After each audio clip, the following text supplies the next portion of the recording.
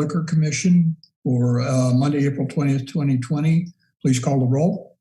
Mayor Coos? Here. Mr. McCarthy? Spacebar. Here. Ms. Cummings? Here. Mr. Nord? Here.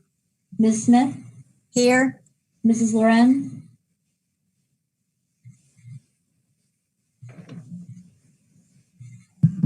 Here. Mr. Preston? Here. We do have, I'm told we have one speaker for the Liquor Commission meeting, and we'll bring that person in now. Alondre, if you want to let me know when he's in. He is in now. Thank you. To the speaker, please identify yourself. And the rules for public speaking are hold your comments to 3 minutes. And I know you're here to speak about the Liquor Commission meeting. So go ahead. Yeah, hello. My name is Grant Jones. I'm a resident in McLean County here, and I was the owner operator of Maurice Place, 2 locations, Susan Drive and East College. And I wanted to talk today just about what you guys have on your agenda. That's going to be going over the Maurice Place liquor licenses. The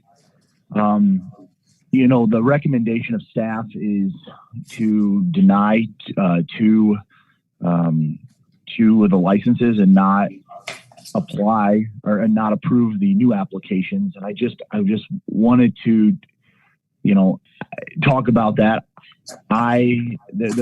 The issue with, or the citation was for having lack of food, and we corrected those issues. In fact, during the last investigation by the Normal Police, they actually commented that we did have food and it was on their records that we had food. And so we were hoping, that this was going to be we were able to move past this. And I've actually sold those locations to a restaurateur out of Hayworth.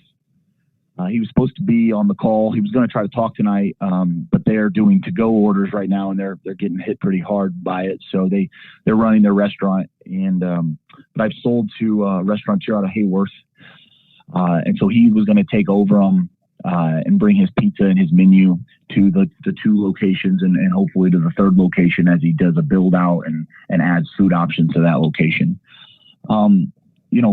Being in the alcohol, food, and beverage hospitality industry my entire life, I do find it a little strange that, this Maurice Place, we've never had an underage drinking problem. We've never had to call the cops. There's never been a fight. There's never been any issues. And I see people get hit for underage drinking tickets all the time, and all they get is a fine or $250 fine or $500 fine. So it concerns me as a business owner and as a resident that what staff's investigation finds is they think this is worse than an underage drinking ticket or not IDing. It's really bothersome to me that this is what the precedent is going to be set if they do staff's recommendations. I personally, I think that underage drinking ticket and having underage kids at an alcohol establishment is way worse than what they're charging me with, and the future proprietor of the establishments. As I said, we actually sold them. I actually sold them 2 months ago, or at the end of February. So, but I would hope that we don't do what staff's recommendations are, and we don't revoke my licenses, and we give the new owner of Maurice Place a chance to bring his new menu in, and I hope that we can give them a license. But I just wanted to share my 2 cents with the council, and I appreciate your guys' time, and hope everyone's being safe. And but thank you for listening. Thank you. I will say that this issue is Well, let's go into the agenda. Approval of the minutes of the regular meeting of March 16th, 2020. Could I have a motion? So moved. Second. Second. Are there adjustments on the minutes? Please call the roll. Mr. McCarthy, Aye. Ms. Cummings, Aye. Mr. Nord,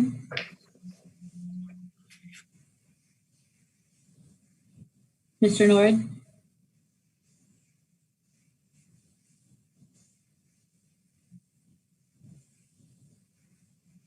I'd move on, Angie. It looks like he got locked up. Oh, he's back. Ms. Smith, Aye. Mrs. Loren, Mr. Preston, Aye. Mayor Kus. Aye, the minutes are approved. So we have three complaints and citations here tonight. They're all with the same owners. Two have similar recommendations. All of these properties are referred to as Maurice Place. We will vote on them individually, but two recommend, wasn't really a staff recommendation, but it was a independent hearing officer and attorney who was engaged by the town to make these recommendations as a result of a hearing process. Again, because there's a lot here to grasp, I'm going to ask Jason to give us kind of an overview on these issues. So Jason, could you go ahead and do that? Sure, Mayor. The mayor gave a good background there. These we're dealing with three licensees. They each are different LLCs, but they operate under the same business name, and they had at the time of the original applications that I'll discuss in a minute, they had the same registered agent. So we're essentially talking about one and the same with all three. And so the three licensees are 35 Years LLC Landmark, 35 Years LLC Patriot Center, 35 Years LLC University Park. Now, if you will remember to March of last year, 2019, these three licensees came before you for a renewal of the Class O license. And at that time, that's when this whole process started. The Liquor Commission didn't take any action on the licenses at that time, but instead directed staff to hold that hearing in front of the outside hearing officer. And so that process began. In the summer of 2019, we attempted to convene a hearing. There were some arguments made about process at that time, and so the hearing was essentially canceled. There were some discussions back and forth between the licensee over a business sale throughout the year, and also ways to remedy or discussions over what was at issue, and finally, the hearing was reconvened in March of this year, actually March 9th. On that date, we had a hearing here at City Hall. The licensee was present with his attorney. We had some discussions in front of the hearing officer about some preliminary matters. And so the hearing was continued until March 19th to iron some of those preliminary matters out. When we came back on the 19th, that is when the hearing officer heard the bulk of the facts for and against the allegations against these three licensees. Again, the licensee was present with his attorney at that time. I was there on behalf of the town. There were a number of witnesses there on behalf of the town, and the hearing was conducted. And following that hearing, the hearing officer drew up a report and findings of fact, which were attached to my report on this, in which he made findings of fact regarding the allegations against the three liquor establishments, as well as a recommendation as to what the commission should do with the licenses of those three establishments. The findings of fact, I'll summarize a little quickly for you. Both the Landmark establishment and the Patriot Center establishment had food service deficiencies. And so just to give a little background on that, at the time, both of these establishments had and were applying for Class O liquor licenses. which, among other things, requires that food shall be prepared on site and be offered to customers during all hours of operation. And it was that which we had argued the establishments had run afoul of, that there was either no food being prepared on site, or if there was food being prepared, it wasn't actually being offered to customers. And so at the conclusion of the hearing, and when the hearing officer issued his opinion, he made findings of fact that on various dates in 2018 and 2019, both the Landmark location and the Patriot Center location either did not offer food to customers or did not have food to be prepared on the premises. There were 4 separate dates, specifically that the hearing officer found that had happened, those dates coinciding with visits or audits by the Normal Police Department, as well as visits from the McLean County Health Department, food inspections. I'll talk about the hearing officer's recommendations in a minute, but as to the third license, this is 35 Years LLC University Park. This location has never opened. It's located at 1702 West College Avenue. And the allegations there were that the location had not produced the required documents with its renewal application. Again, the hearing officer heard testimony regarding that, and he found that at the time of the 2019-2020 renewal application, the licensee had not produced the annual liquor bond, which was required, or proof of dram shop insurance. Neither of those were provided with the renewal application. So then the hearing officer moved on to the recommendations. As to the West College location, again, this is the location with the defaults in the applications that never opened. The hearing officer found that, the hearing officer recommended that a fine be enacted against the licensee. This isn't really the situation in which a fine would be appropriate given the stage that we're at. And there was also some testimony and evidence presented at the hearing that in the past, the licensee had been told that he would be granted a license, and at the time that the doors opened to this West College location, he would have to produce the proof of dram shop insurance and the annual liquor bond. So as a result of that, it's town staff's recommendation that the 2019-2020 renewal, Class O renewal application of the West College location be approved. And as well, we're also talking about 2020-2021. It is town staff's recommendation that the 2020-2021 application, I believe the Class C application, be approved pending submission again of the annual liquor bond, the proof of dram shop insurance, and payment of any pending fees as required by the town clerk. So that's the West College location. The hearing officer's recommendations as to the other 2 locations, Landmark and Patriot Center. These were the food deficient locations. The hearing officer recommended that the Liquor Commission would have the entirety of all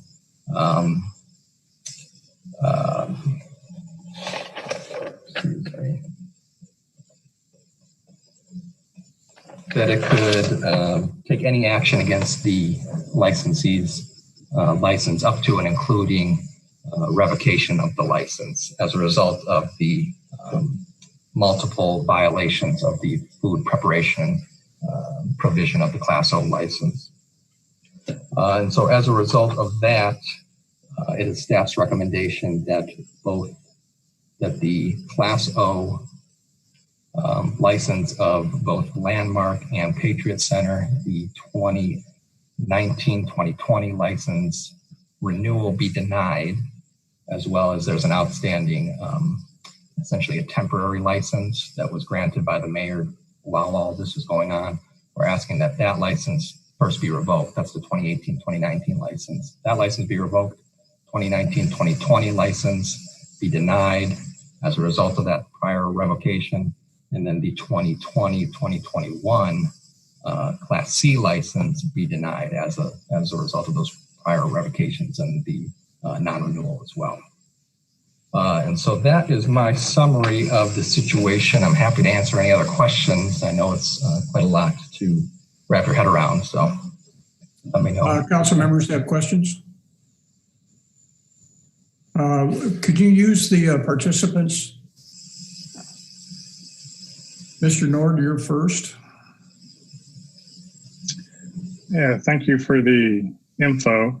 A couple questions. Since these properties have sold and there's going to be a new owner involved, what's the process and the timeline for the new owner to get the necessary permits for license?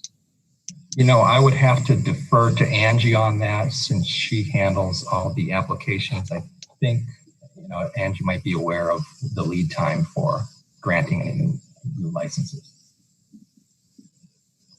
Typically, we ask a new applicant to have their paperwork in 30 to 45 days prior to going to commission so that I have a chance to review all of the documents, and then they have time to supply any supplementary documents that the application process might request. In this particular case, I have received pre-application paperwork from the new owners pending the outcome of today's situation. So with that pre-application, is there like a lottery? I mean, is there a certain number of licenses that they're competing for that he may not get it? No. Okay. So then if I understand this right, the current owner, if we deny the licenses that are before us, that really has nothing to do with the new owner. The new owner is going to go through the process he's already started. And as long as he provides food, he would get his licenses and then be able to operate. Is that right?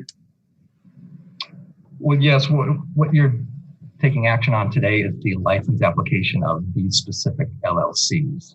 So if a new applicant, whether it be an LLC, or corporation or an individual, that would start a brand new application process.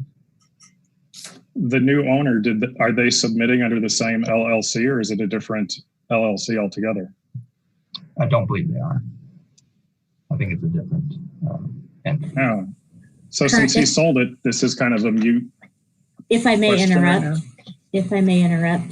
the new ownership is currently planning to apply under the existing LLC.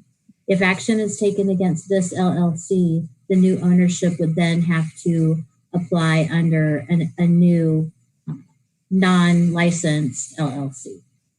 The action today would be against the current LLCs of the 3 licenses up before you. Okay. I guess I'd like to hear the other questions from the other council before I make a decision. Ms. Smith.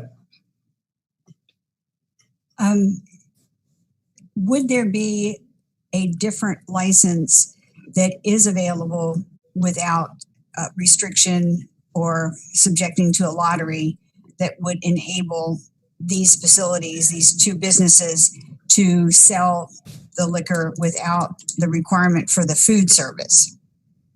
No, there wouldn't be. And to be clear, there is no lottery. We handle applications on a case-by-case basis, but the nature of the business that this is the only option they have for a license. Just the Class O? Well, they could, no, I take it back. They could go for a full liquor license with more stringent food requirements. With more stringent food requirements? Yes. Okay. And if I could ask Ms. Honecker to clarify, so the application that's being submitted provisionally is with the new owner, but under the umbrella of the current LLCs? Is that an accurate statement? Yes, basically there's 2 options here. The actions before you tonight are under existing LLCs. So your votes are against or for those LLCs. The new ownership, pending the outcome, should you decide not to revoke, would then be allowed to apply for a new class of license under the current LLCs. If you decide to revoke and take action against the former owner, then he would then be able to apply under his separate LLCs, which are not currently licensed under the town of Lund. The new owner would be able to reapply. Yes, ma'am. Okay. Mr. McCarthy? Yeah, I think we just now got at my understanding. Ms. Smith, I think, just got to it that the new owner is, if I'm understanding it, just to clarify it one more time concisely, the new owner would not be prohibited from getting a liquor license under their own corporation. Is that accurate, Ms. Hogg? Yes, that is correct. Okay, so the only action we're taking on is the LLCs who were not compliant with the regulations of the class of liquor license which they had. That's all we're doing tonight. We're not prohibiting the future business. We're shutting down the existing business for non-compliance. Okay, just want to make sure. Thank you. Okay, is there further questions on this? Kevin, if you'd turn off your hand raised, Ms. Smith. If I may, so do we have any information from the existing owner whether or not revoking the license and acting against him harms him in the transaction with the sale to the new owner, or is that something that as liquor commission members we should not be involved in? I'm going to think to err on the side of the second point you just made, because there's so much unknown about this. We don't know what the filings are. We don't know what transactions have been made. We don't know if the sales are pending based on this on tonight's outcome. So I think we have to keep them as separate. So as a follow-up then, to direct a question to the town's attorney. So the appropriate procedural actions were taken to provide an opportunity for the present owner to plead their case and air their issues before officers who could pass judgment on whether or not the appropriate action was taken. Jason, I got this. Yes, there were multiple hearings on this with an independent hearing officer hired by the town, a licensed attorney, to effectively act as a hearing judge on this issue. And then he made recommendations to town staff. Mr. Nord. Thank you. Since this process started, there's been a lot that's changed as far as business-wise. What is the most expeditious route for this new business owner to open the doors? Which vote will get him the quickest route and assurance to actually open the doors? Well, I think it's a very valid question, Mr. Nord, but I don't see any way we can get that information here tonight. There are too many unknowns. We don't have documentation. We don't know what the legal status of the sale is. We have not heard from the new buyer. I think we have to take action without that consideration. I will say as a liquor commissioner that if the new owners come in and reapply and meet the criteria that the town staff sets for them, we'll make that happen as quickly as we possibly can.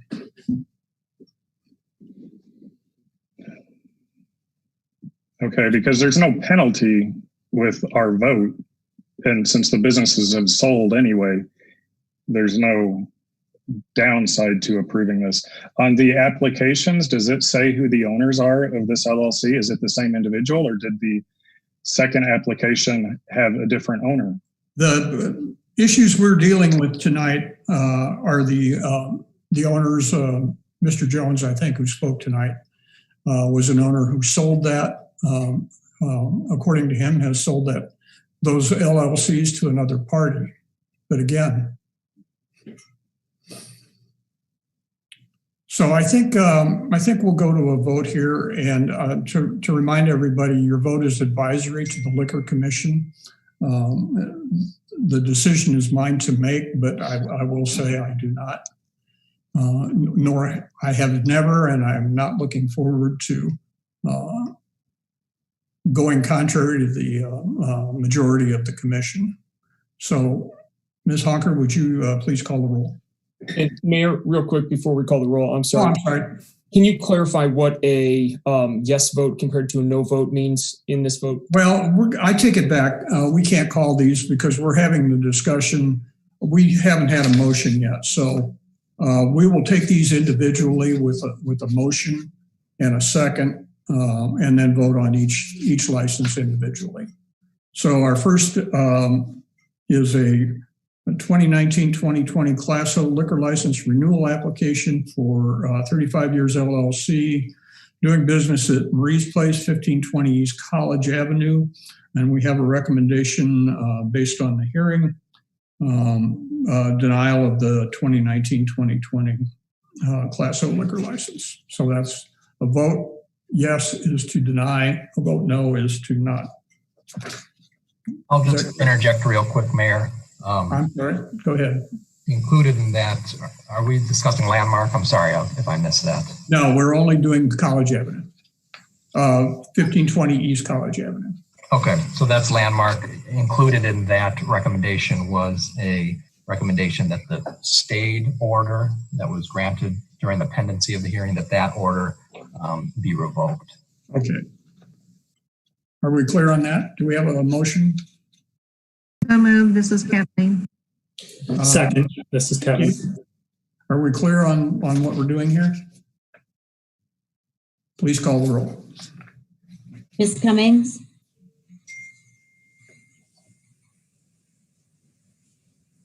Ms. Cummings?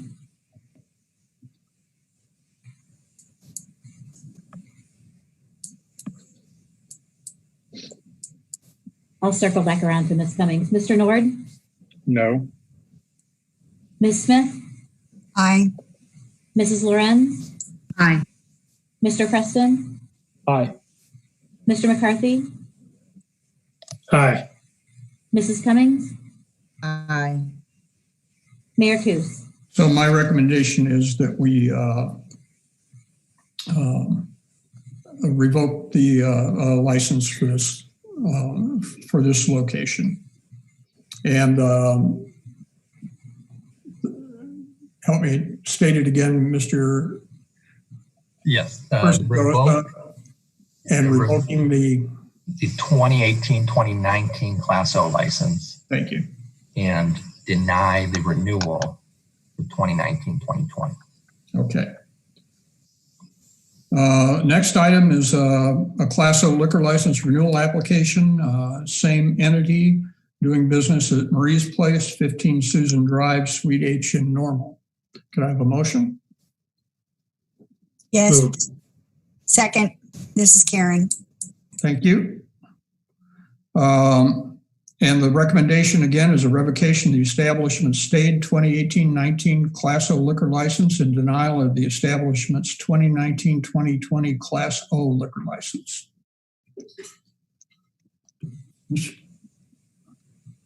Please call the roll. Mr. Nord?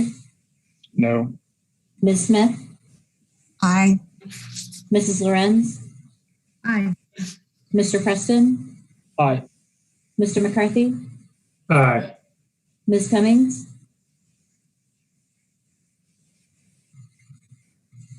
Mayor Coos? Will revoke the establishment stayed 2018-19 Class O liquor license and the establishment's 2019-2020 Class O liquor license renewal application. And the last item for business tonight is a 2019-2020 Class O liquor license renewal application, same entity, doing business at Maurice Place, 1702 West College Avenue. The recommendation is approval of this establishment's 2019-2020 Class O liquor license renewal application. Move approval. Thank you. Second, Kevin. Please call the roll. Ms. Smith? Aye. Mrs. Lorenz? Aye. Mr. Preston, Aye. Mr. McCarthy, Aye. Ms. Cummings, Aye. Mr. Nord, Aye. Mayor Kus. I would recommend that we renew or we issue this license on this particular property. That concludes our business here tonight. Motion for adjournment. Actually, Mayor, there is the matter of the 2020, 2021 licenses for, again, all three establishments. That is not on my sheet here, I don't think. Oh, yeah, yes, it is. Yep, item 5 on the agenda. So the renewal applications for 1520 East College, 115 Susan, and 1702 West College. Okay. I think I know where we're going on this, so we'll take item A and B, which is a recommendation for denial for 1520 East College Avenue and 115 Susan Drive, Suite H. Correct me if I can't take these as one vote. I think we should break them up. Okay. Because they are different licenses. Break them up, and we will do Maurice Place, 1520 East College Avenue in Normal. A recommendation of denial for a Class C liquor license. Please call the roll. I need a motion first, Mayor. So moved, Kathleen. Second, Kevin. Second, Kimberly. Mrs. Lorenz. Mr. Preston, Aye. Mr. McCarthy,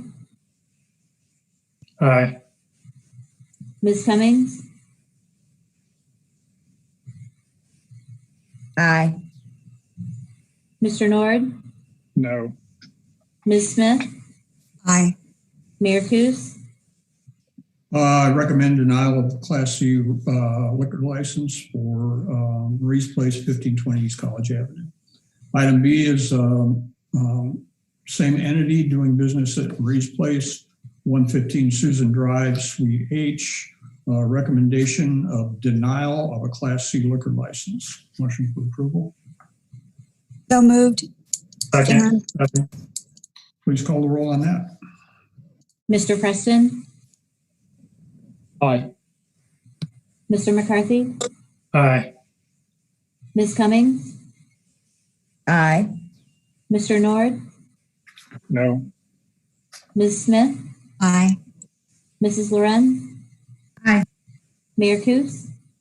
The license, Class C liquor license at Maurice Place, 115 Susan Drive is denied. Item C is same entity doing business Maurice Place, 1702 West College Avenue. Recommendation is approval of the Class C liquor license at that location. Motion for approval. Move approval. Second. Second. Please call the roll. Mr. McCarthy, Aye.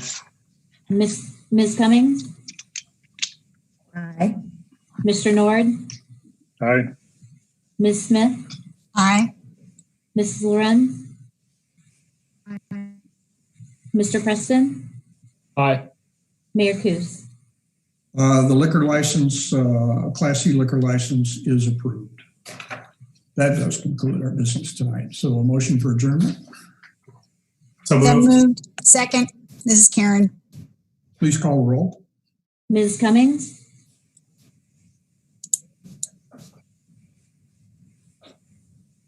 Ms. Cummings, Aye.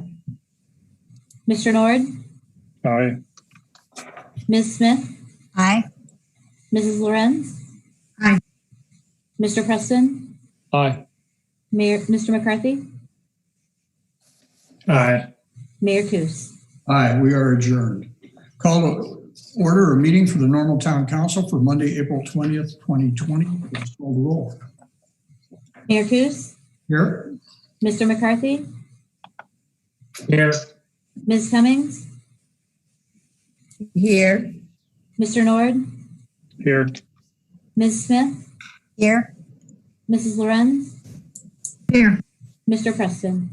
Here. We'll begin with the Pledge of Allegiance.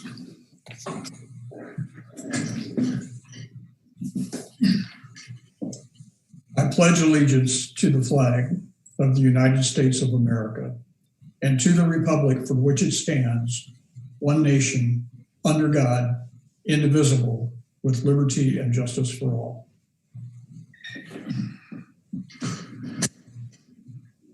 We have one request for public comment. If you would bring that person into the meeting.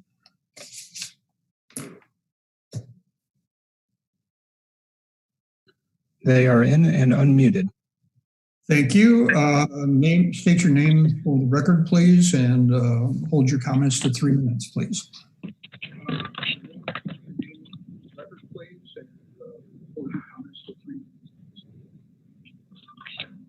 Ron Ulmer, a resident of the town of Normal. And actually I have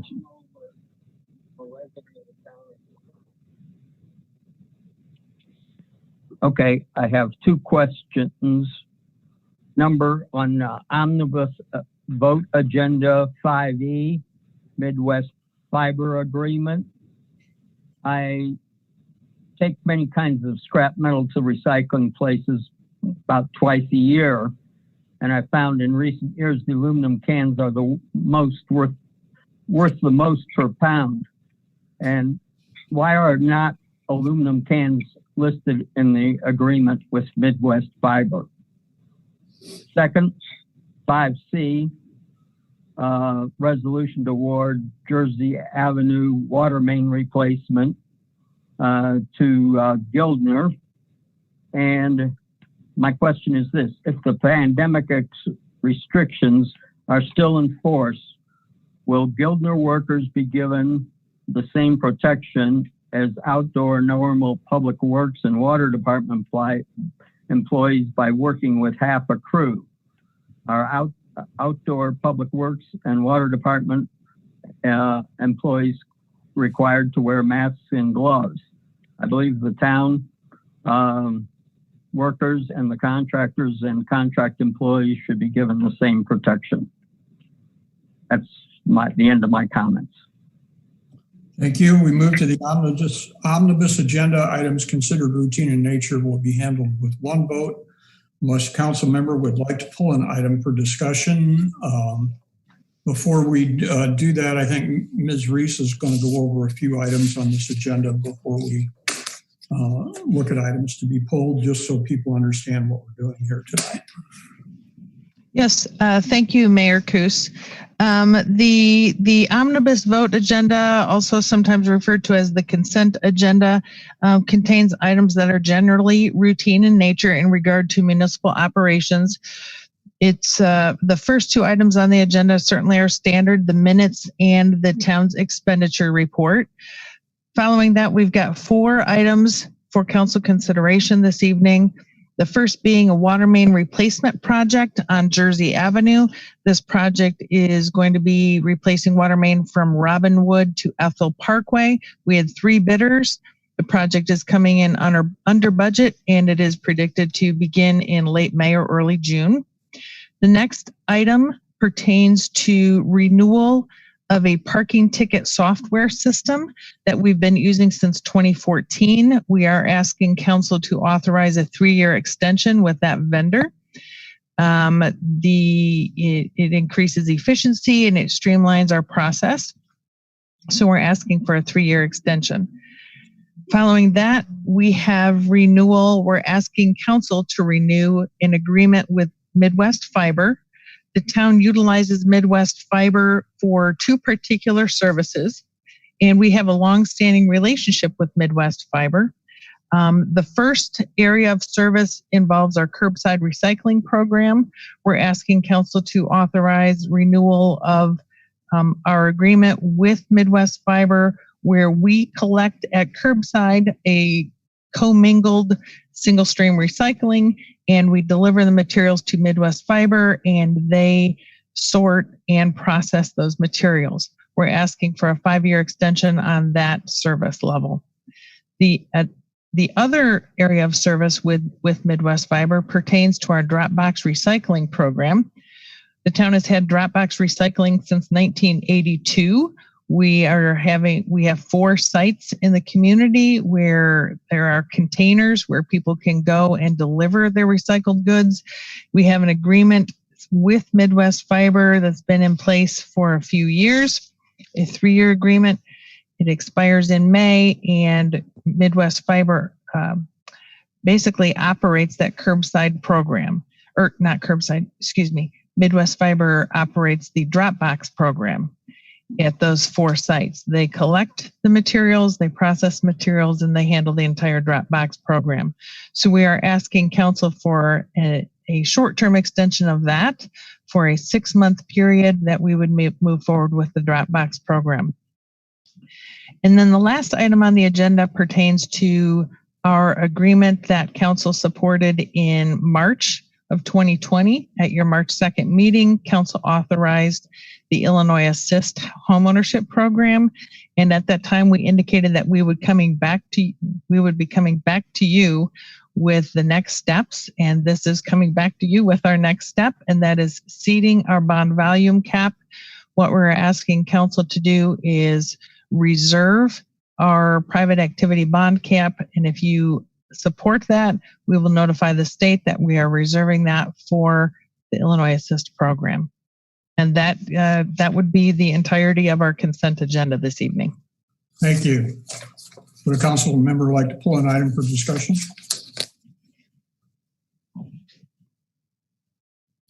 Seeing no such request, Mr. Nord. Yes, I'd like to pull item B, C, E, and F, or not F, just B, C, and E. Could I have a motion for approval? Move approval. Mayor, report. Oh, I'm sorry. Can you? I'm sorry? Could I have a motion? Can you hear me? On the omnibus agenda? Do we have I that? so move. Thank you. This is Stan. Thank you. Excuse me, Mayor. I think Kimberly is trying to say something. I'm not seeing it. My hand was raised. Where did it go? Cummings. Can you hear me? Yeah, I have my hand raised. I don't know what happened to it. It is now. I want to make sure I was excused from any bills that I had incurred before we voted. Thank you. So motion for approval. For Mr. Moore, we have a second. Second. Thank you. Items considered on the omnibus tonight are approval of minutes of the special meeting of March 23rd, 2020, and approval of the minutes of the regular council meeting of April 6, 2020. A resolution authorizing the extension of a contract with T2 Systems for the T2 Flex parking ticket solution in the amount of $81,741, and an ordinance reserving volume cap in connection with private activity bond issues and related matters. Please call the roll. Mr. McCarthy? Aye. Ms. Cummings?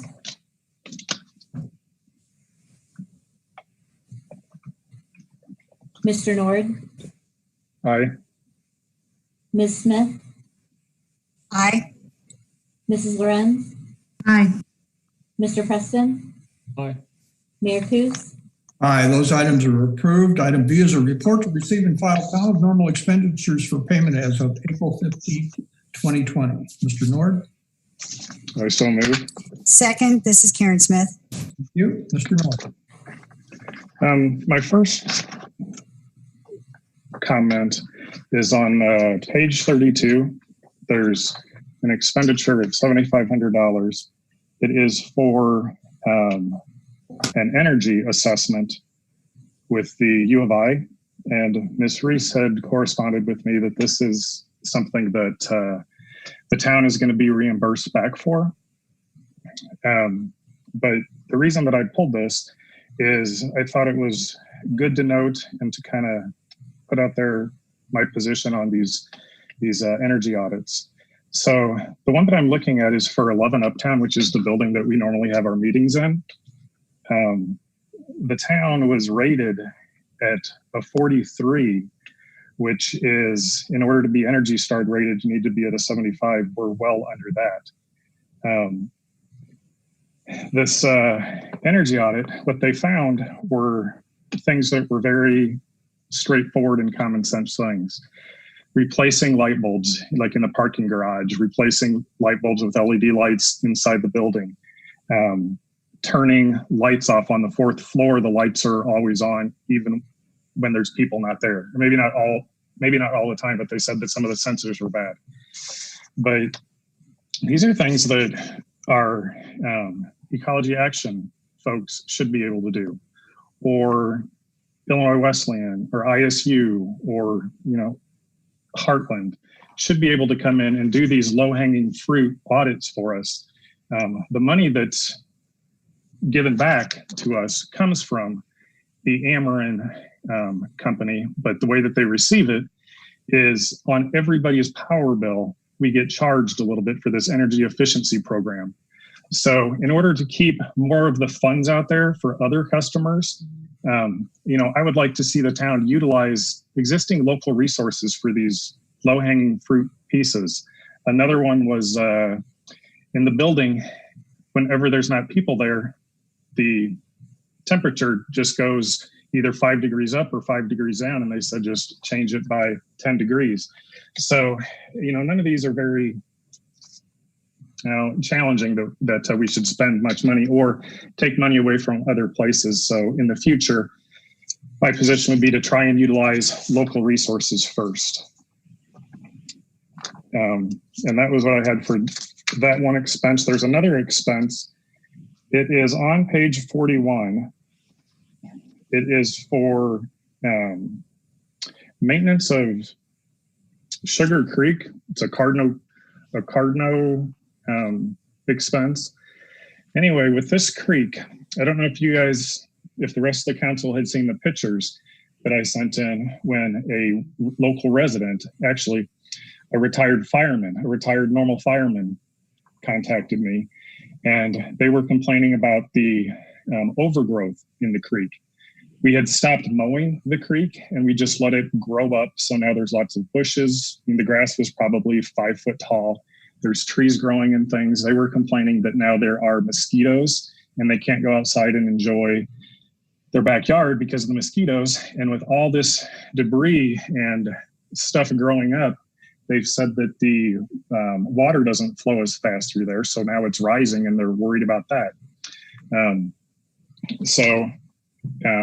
I sent these pictures on to Miss Reese. And then later this year, the project started where they were cleaning up and doing the prescribed burn and things along the creek. Well, this resident then sent an email back, so happy that the town was cleaning up that area. They thought that the town was going to mow it so now that they wouldn't have the mosquitoes coming out and that the water wouldn't be backed up.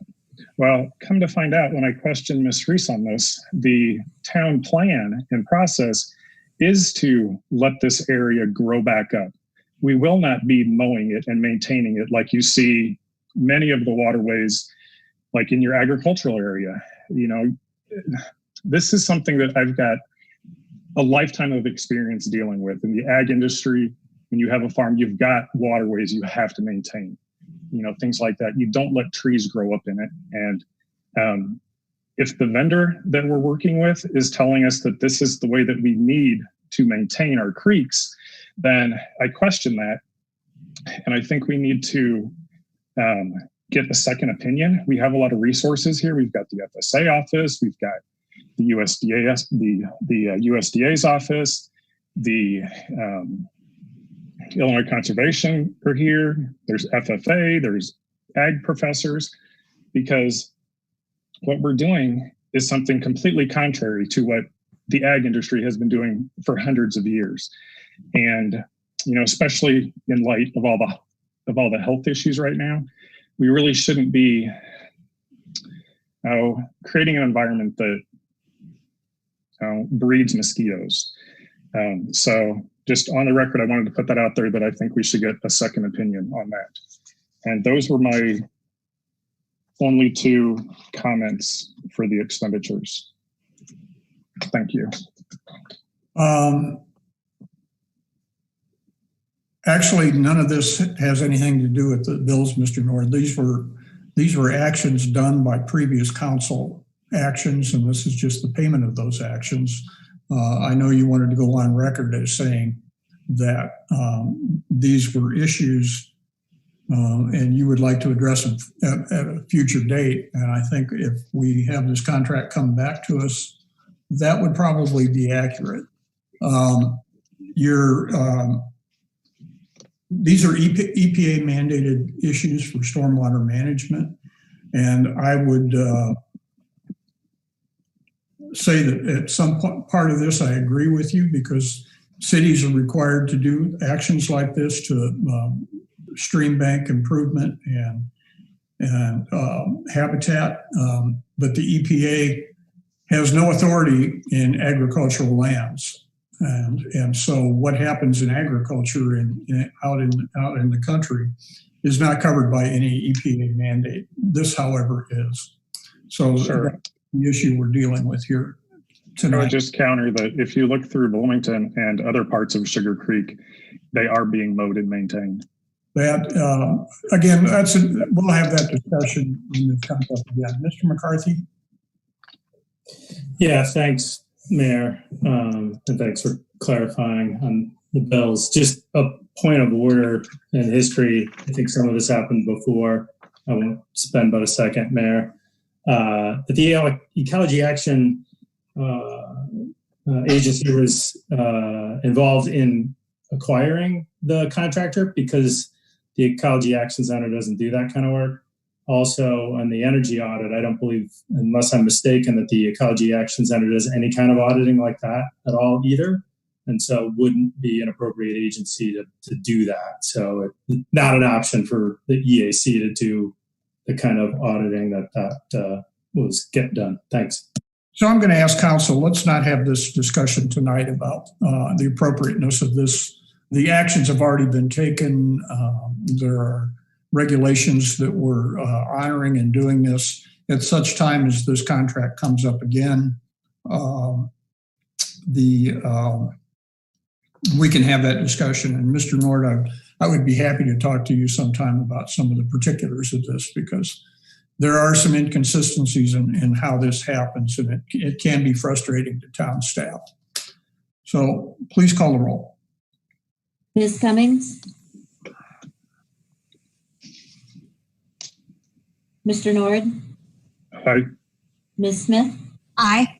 Mrs. Loren? Aye. Mr. Preston? Aye. Mr. McCarthy? Aye. Mayor Kus?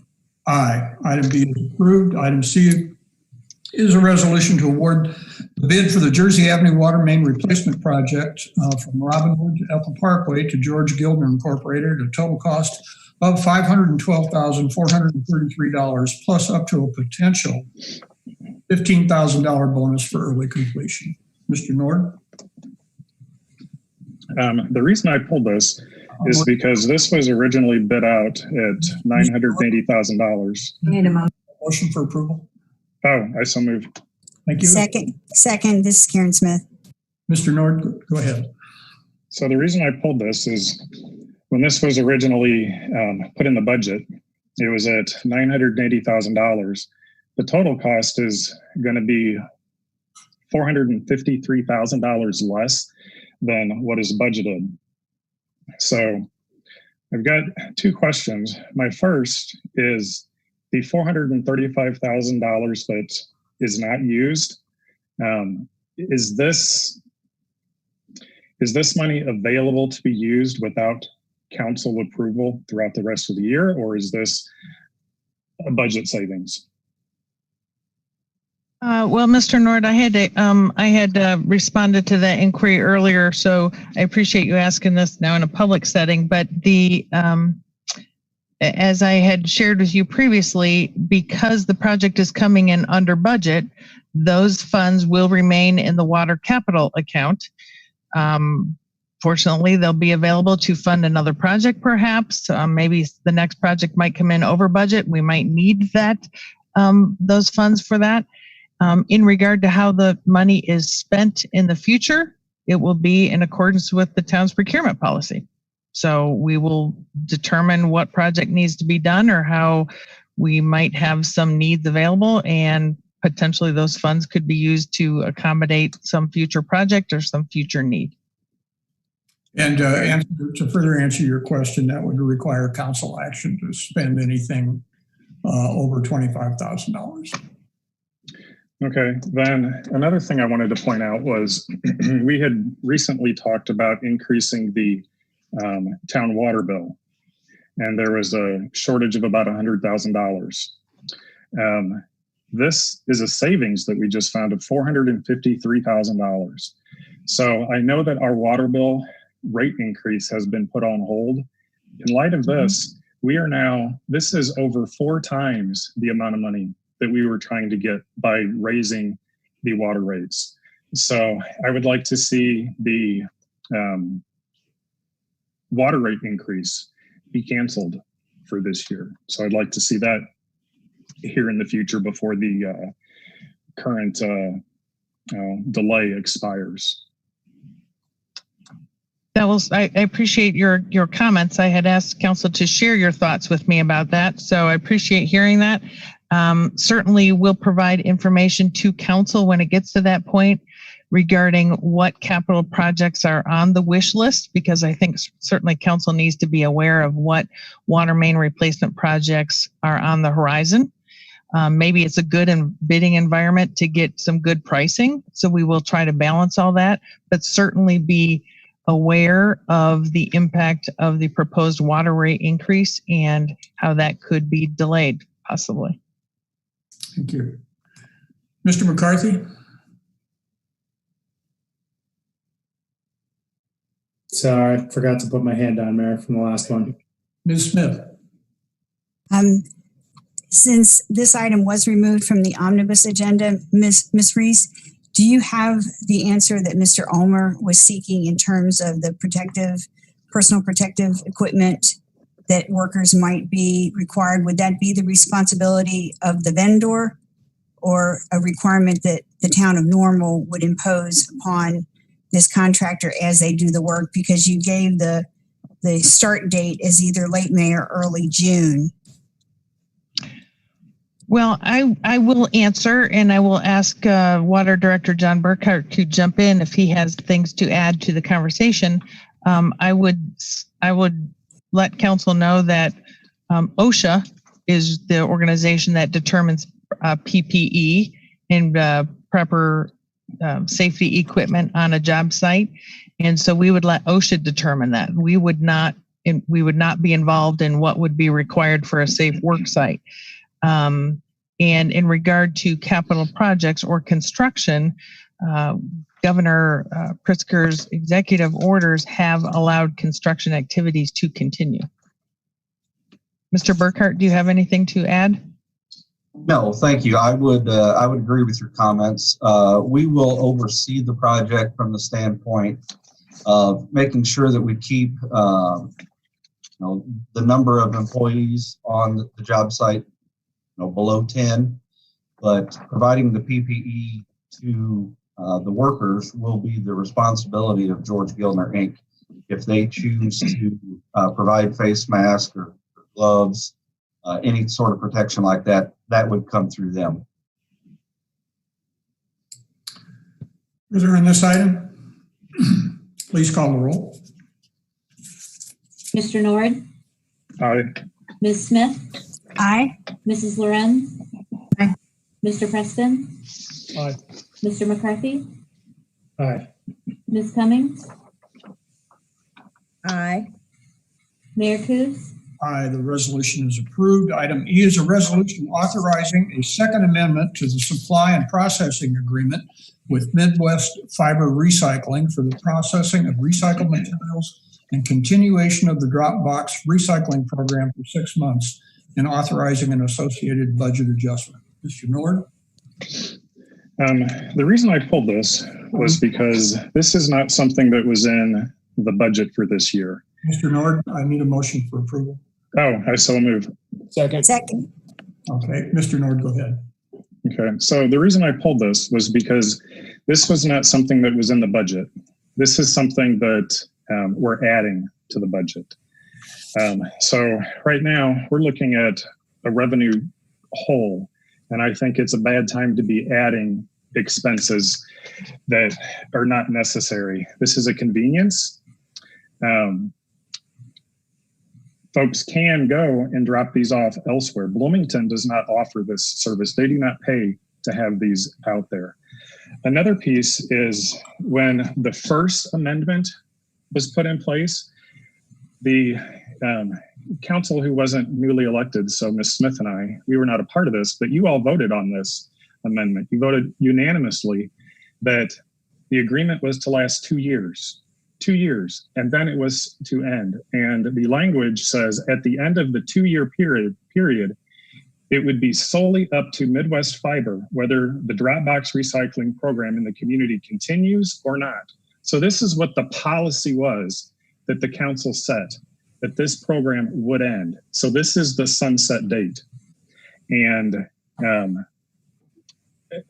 that's why I'm not understanding why this was brought up. If council wasn't pushing this, then why is this being brought up? Because this was the policy set forth by the council. Another piece is when I further looked into this, my background is in recycling. Before this was Midwest Fiber and Warehouser, this was a business that I worked for. You know, I set these programs up for people. And also I sell heavy equipment. I've been in this business selling these cans, these dumpsters and things like that. I mean, this is my background, my heritage. And when I looked and saw the value that was put on this equipment, the dumpsters or the bins, the cans, those, it says that there was no residual value. Well, these are big steel boxes. Big steel boxes, they don't lose value like that. There's no model year 2020 and then it be any different than model year 2010. The materials that are going in these boxes, they are not abrasive. If you look at these boxes, they look fantastic. The resale value for these boxes is about 75% of brand new cost. And in these condition, I mean, these containers are fantastic shape. But in the agreement that was done 2 years ago, these all were going to be given at no cost because the town said that there was no value. Well, in looking through the municipal code, section 25(1-6), it talks about the disposition of property.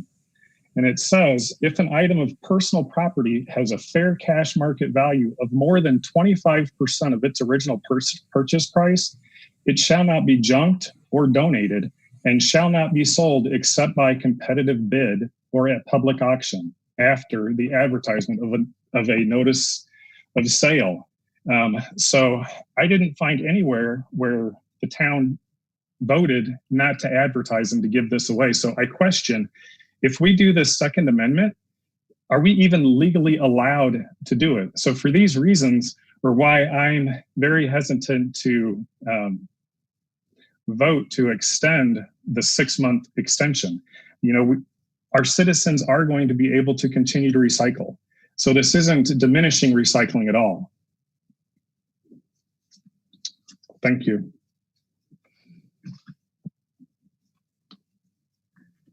Further on this item? Ms. Smith, and then Ms. Cummings. I had a citizen come up to me after I had made a comment endorsing more individuals requesting a recycling container for their personal use at their home. And she chided me and stated that she preferred these Dropbox locations because it was part of her routine to take her items to that location. It gave her exercise to do that. And she lived in a house where the garage space wasn't large enough to take a second can. So it was a personal preference on her part. I do know that the town cut back on those locations when they began to more aggressively make available the recycling plans to households. But I also had requested from Ms. Reese a comparison of recycling cost versus landfill expense. And what she shared with me was that the cost per ton for recyclables is approximately $25 per ton as compared to $54.65 per ton in tipping fees at the landfill. So everything that we can keep out of the landfill is actually saving us money.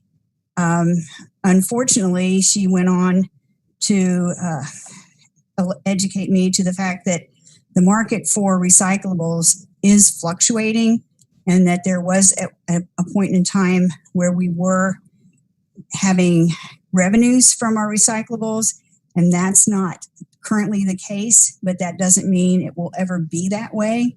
But I think it is significant that just to keep trash out of the landfill is to our advantage. And if these drop boxes accomplish that, I think it is a worthwhile pursuit for the town to continue. Thank you. Ms. Cummings and then Ms. Lorenz. Thank you, Council Member Smith. You hit some points that I wanted to make, but I also wanted to add to this. Part of this conversation started before we voted to require facilities like some of the student housing and apartment buildings to include a cleaner. So make sure that there was always an option or an availability for those in those type of situations to have a place to place their recyclables at all times. So, if we're saying that we're trying to be environmentally friendly, along with reducing what we place in the landfill, I think this is something that we should continue to do until we can assure every resident that especially wants to partake in recycling has an opportunity or a way to recycle. Thank you. Ms. Lorenz. Thank you. I'd like to echo a point that Ms. Smith said, because that was on my mind too, about the consequence of removing these Dropbox, that would have an increase of cost on landfill, not only in dollars and cents, but on the environment as well. So I'm glad she brought that up. That kind of stands in contrast to a point that Mr. Nord said that people really don't need this anyway. And this would be an opportunity for an immediate cost savings. So I think it's an interesting dichotomy there. It's kind of pay me now or pay me later, so to speak, that maybe is being drawn up here. A question I have, though, in the comments that have been said so far is if there is any truth to the assertion that there was a hard and fast sunset date and the question on the legality of how the First Amendment was structured in terms of disposal of town equipment. So I don't know if that's something that Ms. Reese can speak to or our city attorney. Sure. Mr. Day is on the line. But the reality is council entered into a legal agreement with a vendor that determined how we were going to dispose of those materials. And part of that agreement that we entered into indicated that the vendor would be allowed the use of the containers as well as the truck.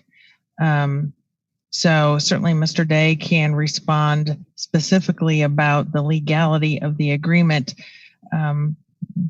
the reality is if council chose not to move forward with the second amendment as we're presenting or as we are proposing, council can choose not to. We wouldn't present something to you that would not be legal to do. Mr. Day?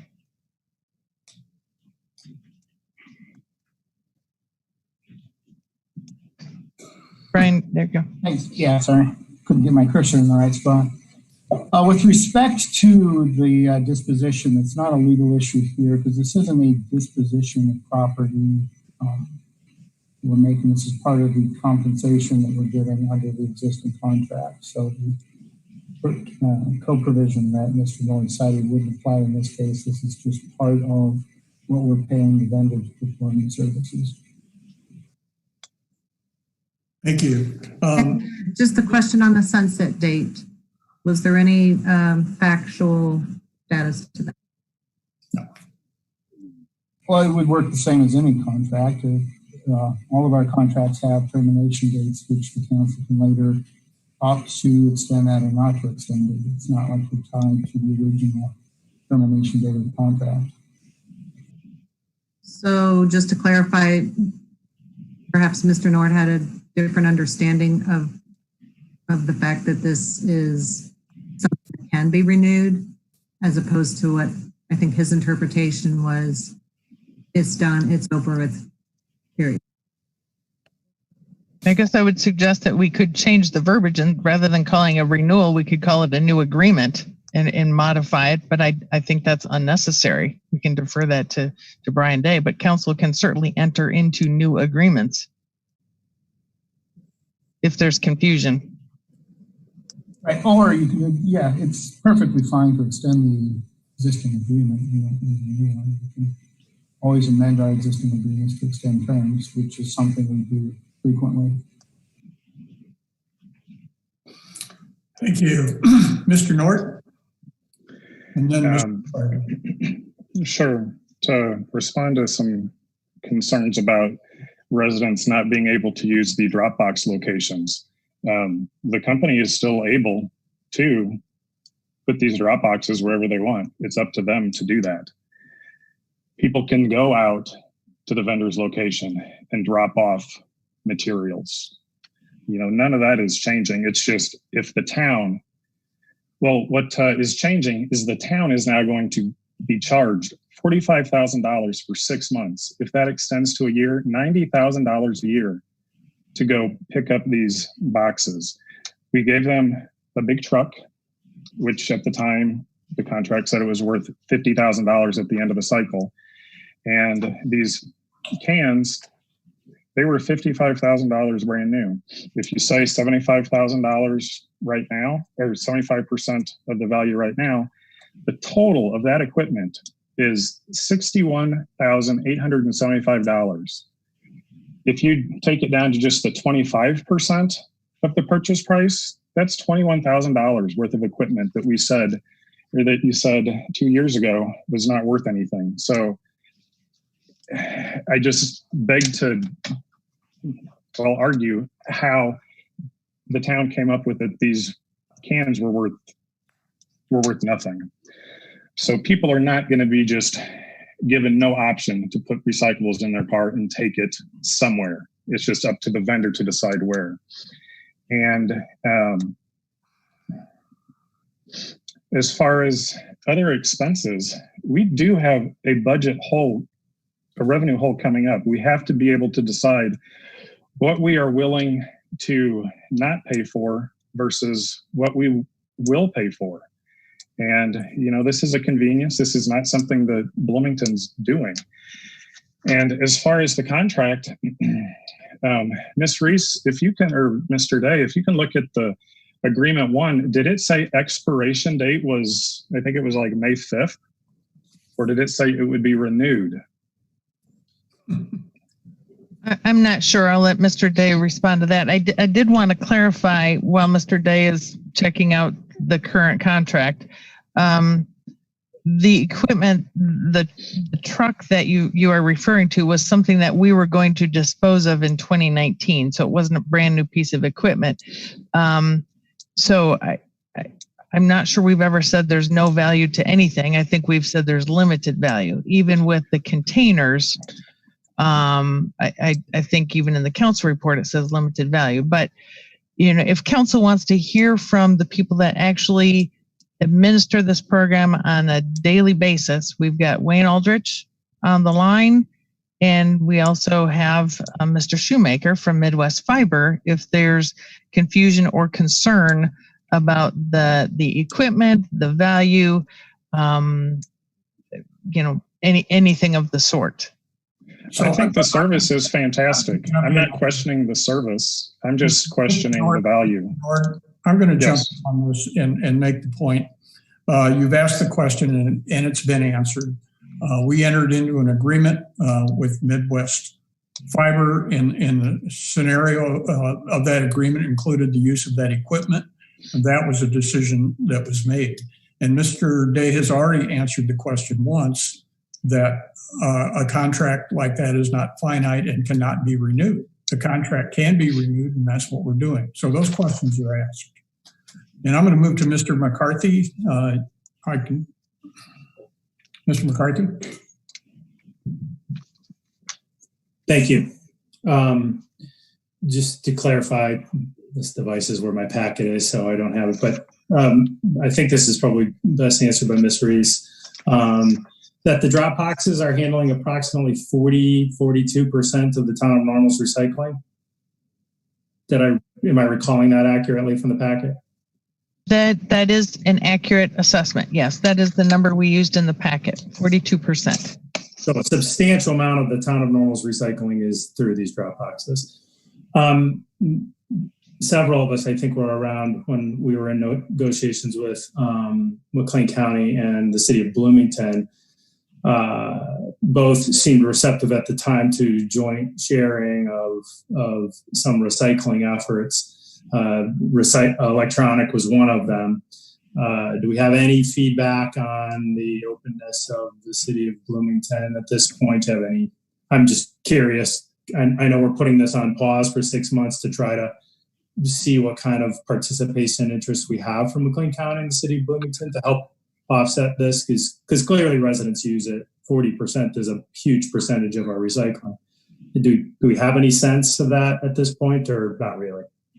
I don't have any information that I can share at this point regarding participation, but the reality is we will be back to council in 6 months, and we will certainly know more about our budget at that time. We also might have better solutions, better long-term solutions, and frankly, it's possible that the price of recycled materials could change significantly. What we're looking at today is the price we know today for recycling. So that gives us 6 months to look at this.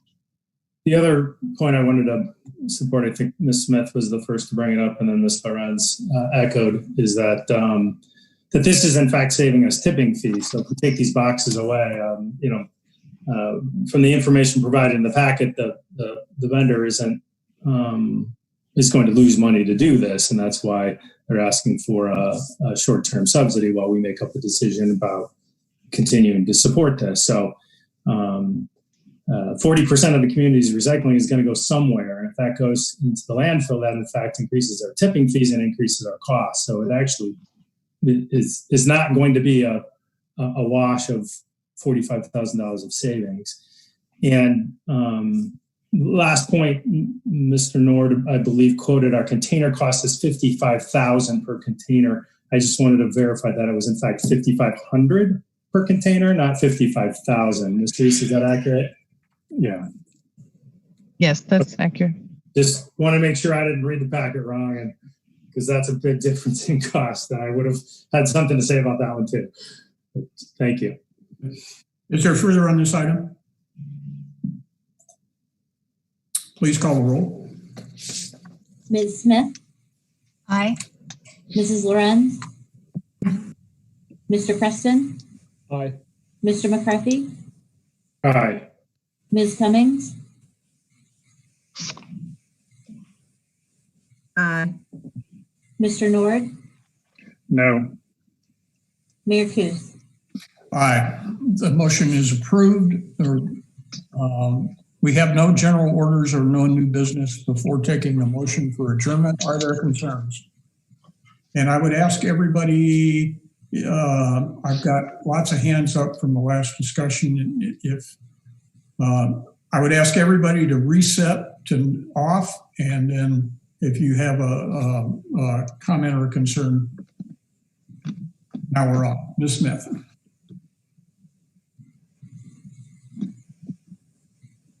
You're mute. You're mute. Thank you. Thank you. I know this is a difficult time for everyone, and I know there have been some who have reached out to the council, some who are speaking out at state capitals, who are losing patience and are very concerned about their financial livelihood. And to those individuals and those families, I know how frightening that can be.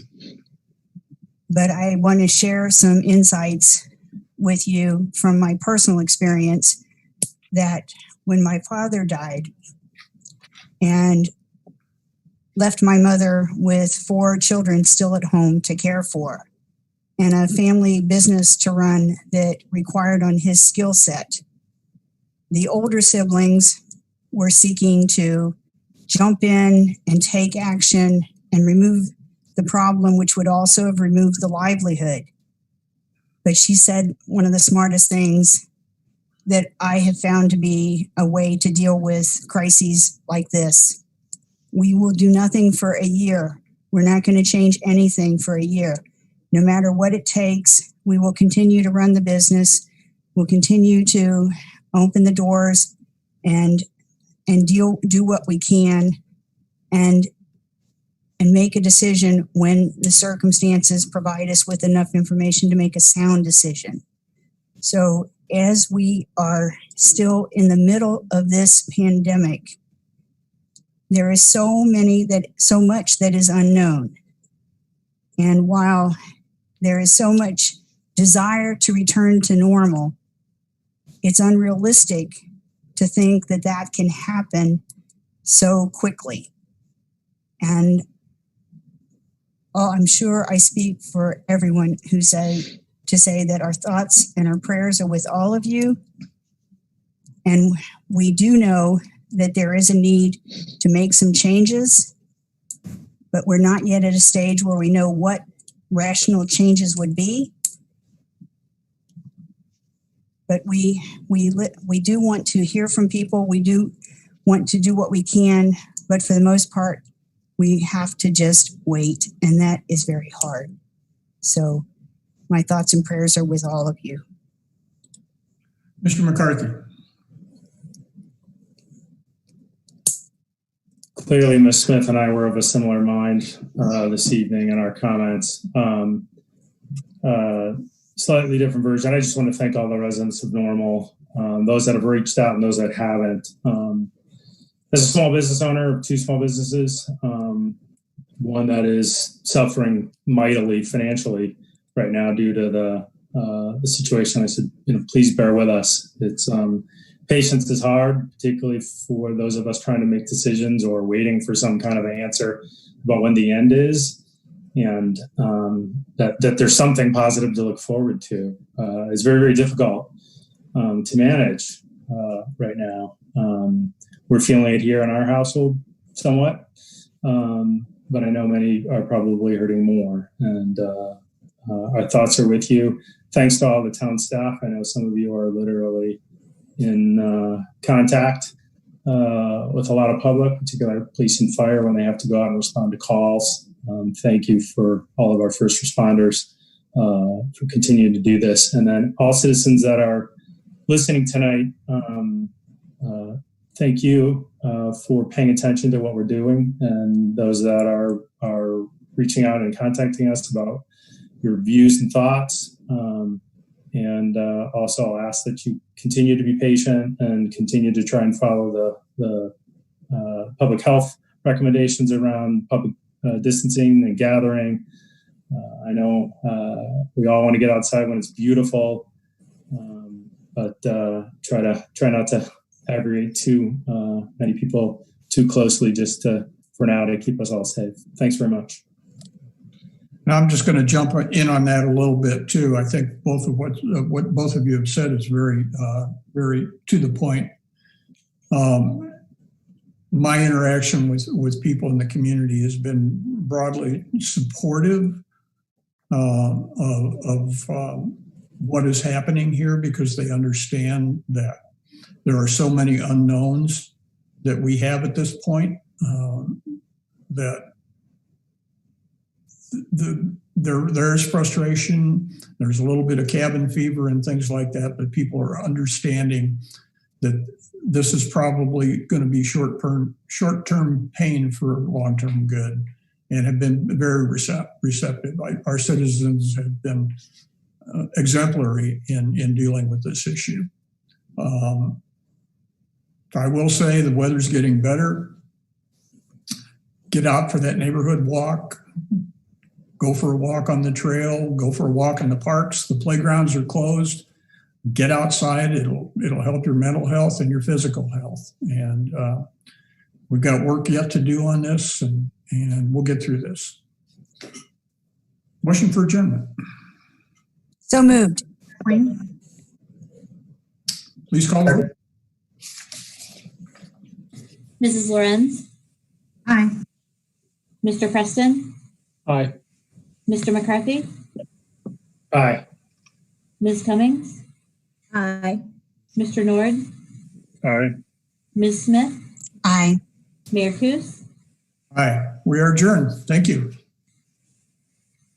Good night.